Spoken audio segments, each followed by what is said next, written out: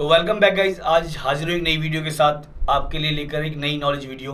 कई सारे लोग के कमेंट से आते हैं कि अगर नई दुकान खोलेंगे तो कितना पैसा लगेगा, और अगर नई दुकान खोल रहे हैं तो उसमें क्या क्या आइटम रखें। ये सारी बातें इस वीडियो में क्लियर करने वाला हूँ। और मुझे कई सारे कमेंट आते हैं पिछली वीडियो में। पहला कमेंट आता है पिंटू कश्यप का, जो पूछते हैं भाई मैं यूपी में रहता हूँ और मुझे नॉर्मल मेन सिटी के अंदर अपनी जो शॉप है वो खोलनी है, और कितना पैसा लग सकता है, मैं पैसे जमा कर रहा हूँ। मैं आपको बता दूँ कि कितना पैसा लगेगा और कितना लगाना है। पहले बात करते हैं उन लोगों की जिन लोगों को नई दुकान खोलनी है और उनको बजट बनाना नहीं आता। मैं आपको बता दूं कि आप कैसे बजट बनाएंगे।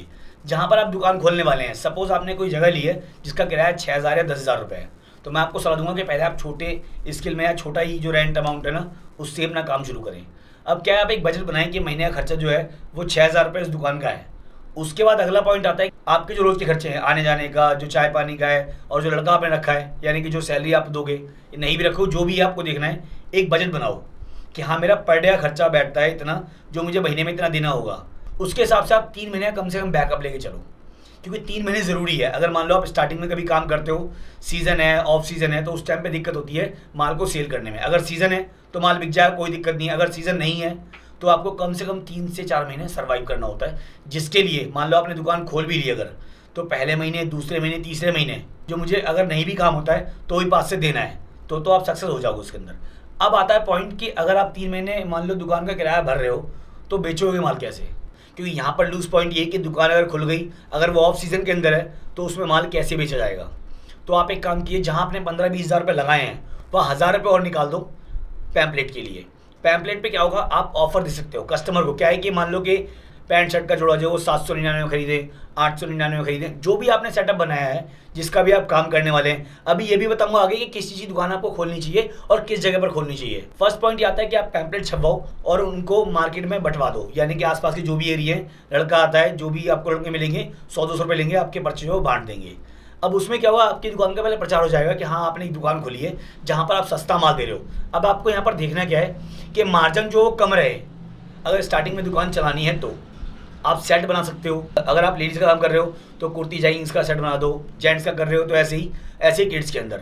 अब उसमें क्या है कि मार्जिन आपको उतना रखना है कि आपकी दुकान भी चल जाए और आपको लॉस भी ना हो, क्योंकि अगर आप मान लो सस्ता मार्जिन बहुत ज़्यादा गिरा दोगे तो आप फिर सेल कैसे करोगे और कमाओगे क्या। तो एक लिमिटेड मार्जिन रखें ताकि आपका लॉस भी ना हो और आपका जो खर्चा है वो भी निकलता रहे। फिर बात आती है ऐसा क्यों किया जाए। ऐसा इसलिए किया जाए, अगर आप किसी मार्केट में बैठे हो तो वहाँ पर कंपटीशन लेवल होता है हमेशा। अगर आप मान लो दुकान खोल रहे हो, वहाँ पे 10 दुकान ऑलरेडी पहले से ही हैं, तो आपको लोग कैसे जानेंगे, क्योंकि ऑलरेडी लोगों की दुकान जो चल रही है, तो आपके पास बंदा क्यों आएगा। यहाँ पर आपको इस तरह की एक्टिविटी जो है वो करनी चाहिए ताकि आपका माल जो है वो लोगों तक पहुँच जाए, आपका जो नाम है, आपकी जो शॉप है वो लोगों तक पहुँच जाए, और वो बिना प्रमोशन नहीं होगा। तो उसमें आपको 1,000-1,500 और खर्च करने पड़ेंगे, कोई दिक्कत नहीं है। फिर आपको एक बात और ध्यान रखनी है, इतना मार्जिन मत कम कर देना कि आपको नुकसान हो जाए, कहीं दुकान चलाने के चक्कर में लॉस में आ जाओ। ये बात आपको ध्यान रखनी है। फिर दूसरा जो कमेंट आता है वो आता है श्याम स्टूडियो ऑफिशियल का। वो पूछते हैं कि एक दुकान खोलनी है और उस दुकान के अंदर कौन कौन सी आइटम रखें। मैं आपको बता दूं कि आपको कौन कौन सी आइटम रखनी है। अगर मान लो आप किसी छोटे कस्बे में रहते हो, छोटे कस्बे के अंदर क्या होता है कि मार्केट जो है ना वो मिक्स होती है। वहाँ पर बर्तन भी मिलते हैं, वहाँ पर कपड़े ही मिलते हैं, वहाँ पर चप्पल ही मिलती है, हर एक चीज़ मिलती है। तो वहाँ पर जहाँ आप छोटा इन्वेस्टमेंट कर रहे हो तो वहाँ पर आप 50-50 पीस हर चीज़ के रख लो, क्योंकि वहाँ पर क्या है कि आपकी दुकान चल जाएगी, क्योंकि वहाँ पर वो गांव है, एक ग्रामीण क्षेत्र, एक कस्बा है। तो वहाँ पर क्या है, आपको जो आइटम है आपके पास हर चीज़ अवेलेबल होनी चाहिए, लेकिन वो छोटी जगह पे और छोटे कस्बे में ही पॉसिबल है। लेकिन आइटम में क्या है, आप वही चीज़ रखें जो आपके आसपास बिक सकती है। लेडीज़ आइटम हो गई, किड्स आइटम हो गई, जेंट्स आइटम हो गई, बनियान हो गई, पर वो छोटी जगह के लिए सूटेबल है, ना कि वो किसी बड़े सिटी के लिए या बड़े शहर के लिए। वो बात भी क्लियर करूँगा कि आपको शहर में अगर करना है तो आप कैसे काम करेंगे। ये जो पूरा मेथड है वो उनके लिए है जो छोटे व्यापारी हैं और जो कस्बे के लिए काम कर रहे हैं। अब बात करते हैं जो सिटी में रहते हैं, जिनकी शॉप है ऑलरेडी बड़ी सी और बड़ा शोरूम जिनके पास है, या जो खोलने वाले हैं, जिनके पास पैसा इन्वेस्ट करने के लिए है। वो लेडीज़ भी रख सकते हैं, वो जेंट्स भी रख सकते हैं, वो किड्स रख सकते हैं, वो हर एक आइटम रख सकते हैं, क्योंकि वहाँ पर शॉप बड़ी है, जो दिखेगा वो बिकेगा। लेकिन अगर आपके पास पैसा कम है और आपको दुकान सिटी में खोलनी है तो यहाँ पर आपको ज़्यादा आइटम रखनी है, सिर्फ 2 आइटम रखनी है, कोई भी 2 चुन लीजिए।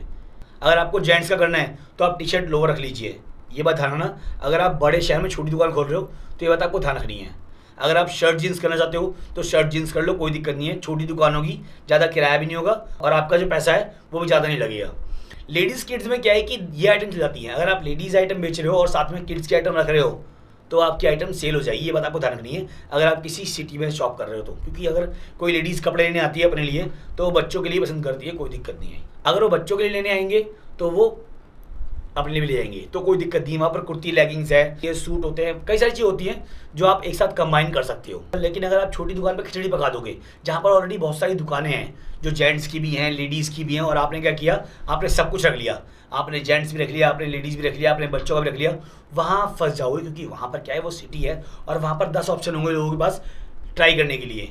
आप पे नहीं जाएगा, वो उस पर जाएगा, तो आपकी दुकान दिखेगी ही नहीं।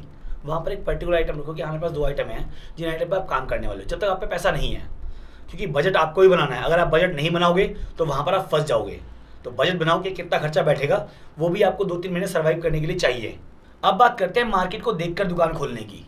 अगर मान लो जेंट्स की मार्केट में लेडीज़ नहीं आएगी, और अगर आती है तो वहाँ पर फ़ायदा क्या है, नुकसान क्या है? फ़ायदा ये है कि अगर लेडीज़ आती है तो वो लेकर जाएगी, क्योंकि वहाँ पर चांसेस जो है वो ट्राई करने के कम होते हैं, तो आपका जो आइटम है वो सेल हो जाएगा। नुकसान ये है कि वहाँ पर लेडीज़ नहीं आएगी तो माल कैसे बिकेगा। जेंट्स मार्केट की बात कर रहा हूँ मैं। फिर बात करते हैं लेडीज़ मार्केट की। अगर लेडीज़ मार्केट में कोई जेंट्स शॉप है तो वहाँ पर क्या है कि चांसेस जो हैं वो 30% तक हो जाते हैं, क्योंकि क्या है कि लेडीज़ जो है वो अपने हस्बैंड के लिए ले सकती है, अपने बच्चों ले सकती है, तो वहाँ पर कोई बड़ी बात नहीं है, वहाँ पर चांसेस होते हैं। लेकिन अगर लेडीज़ अपनी आइटम लेने आएगी तो जेंट्स की आइटम की तरफ नहीं जाएगी। वहाँ पर एक प्लस पॉइंट ये भी है, अगर वो आएगी आपकी शॉप पर तो लेकर जाएगी, क्योंकि वहाँ पर क्या है कि मार्केट ट्राई करने का लोगों के पास ऑप्शन नहीं होता। और जहाँ पर मान के चलिए कि एक बाज़ार के अंदर एक ही शॉप दिख रही है, तो वहाँ पर क्या है, ऑप्शन कोई और नहीं होता, तो वहाँ पर चांसेस हैं कि किस मार्केट में कौन सी शॉप खोलनी है। अगर आप मिक्स मार्केट में बैठे हो तो आप मिक्स शॉप खोलो। अगर आप जेंट्स मार्केट में बैठे हो तो जेंट्स में आप लेडीज़ खोल सकते हो, लेकिन वो भी रिस्क के ऊपर है। और अगर आप लेडीज़ मार्केट में बैठे हो तो आप जेंट्स की खोल सकते हो, वहाँ भी रिस्क है। लेकिन अगर आप लेडीज़ मार्केट में लेडीज़ की शॉप खोल रहे हो तो वहाँ पर आप डिज़ाइनिंग पे ध्यान दो, वहाँ पर आप क्वालिटी पे ध्यान दो, वहाँ पर आप अपने ऑफर पे ध्यान दो। ऐसे आप जेंट्स मार्केट में और लेडीज़ मार्केट में दोनों में कर सकते हैं। जिन लोगों ने पूछा था कितना पैसा लग सकता है, ये डिपेंड करता है आपके बजट के ऊपर कि आप कितना पैसा लगाने वाले हो। स्टार्टिंग आप अगर छोटे से कर रहे हो तो आप 20-25-30 हज़ार मान के चलो, किराया भी हो गया, आपके आइटम भी हो गए, क्योंकि आइटम अगर मान लो आप 4 आइटम भी चूज़ करते हो तो भी आपका 20-25 हज़ार का बिल जो है बैठ जाता है। तो आपको ध्यान रखना कि बजट जो है वो आपके ऊपर डिपेंड करता है कि मैं कितना आइटम जो है वो करने वाला हूँ। बिना बजट सब बेकार हो जाएगा। फिर लोगों का अगला सवाल होता है कि सर ऑनलाइन माल खरीदना है तो माल कहाँ से लें, कौन सी शॉप जेन्युइन है, कौन सी शॉप जेन्युइन नहीं है। इसका तो फैसला तभी होगा जब आप शॉप पर जाएंगे, क्योंकि क्या है कि जिन लोगों ने जिस शॉप से रेगुलर काम किया है वो वहाँ से COD भी अगर मंगवाते हैं तो भी कोई दिक्कत नहीं है। लेकिन जो नई शॉप से COD भी अगर मंगवाते हैं, मान लो आपने किसी शॉप से COD में आइटम मंगवाई है, तो आपको जब पार्सल मिलेगा, जब आप उसके पैसे पे कर दोगे, अंदर कौन सी क्वालिटी है आपको कैसे मालूम होगा। तो इसलिए पहले आप शॉप पर जाओ, 1-2 बार आइटम देखो, उसके बाद लो। हालांकि अभी तो लॉकडाउन चल रहा है तो आप कुछ दिन अभी आराम से रेस्ट करो, कोई दिक्कत नहीं है, क्योंकि अभी क्या है कि पैसे की ज़रूरत सबसे ज़्यादा इंसान को इसलिए है क्योंकि अभी ना कुछ नहीं पता वक्त कैसा है, कभी भी कुछ भी हो सकता है। इसलिए आप लोग पैसों को भी सेफ रखो, कोई दिक्कत नहीं है। अगर आपके पास पैसा एक्स्ट्रा पड़ा हुआ है कि हाँ मैं अगर काम में पैसा लगाता हूँ तो मुझे दिक्कत नहीं आएगी, तो आप किसी भी बड़े ब्रांड से जिसका रिव्यू अच्छा हो कमेंट्स में, उससे आप माल मंगवा सकते हैं, कोई दिक्कत नहीं है। उसके लिए आप पहले कस्टमर्स से पूछें, जिन लोगों ने वहाँ से माल लिया है उनके कमेंट्स पढ़े, उनसे उनका रिव्यू लें, तभी आपको आइडिया मिलेगा। इसके अलावा अगर आपको कोई सवाल रहेगा तो नीचे कमेंट बॉक्स में पूछ सकते हैं, ताकि मैं अगली वीडियो में उन्हें कवर कर सकूं। और बाकी आज का जो पॉइंट था वो यही था कि कितना पैसा लगेगा काम पे, और दूसरा पॉइंट आता है कि कितनी आइटम रखें। तो मैंने आपको क्लियर कर दिया है कि आप किस जगह पर कितनी आइटम रखेंगे और आपका बजट जो है वो आप कैसे बनाएंगे, ताकि आपको आगे नुकसान ना हो काम करने में। और सेल कैसे करेंगे वो सारी स्ट्रेटजी मैंने आपको बता दी कि आप पहले ना उसको प्रमोट करें एक लिमिटेड मार्जिन से, ताकि आपका लॉस भी ना हो और आपका जो बिजनेस है वो लोगों तक पहुंच जाए। जल्दी मिलेंगे नई वीडियो में नए टॉपिक के साथ, तब तक के लिए goodbye. Keep watching, stay connected with Vlogs blasters.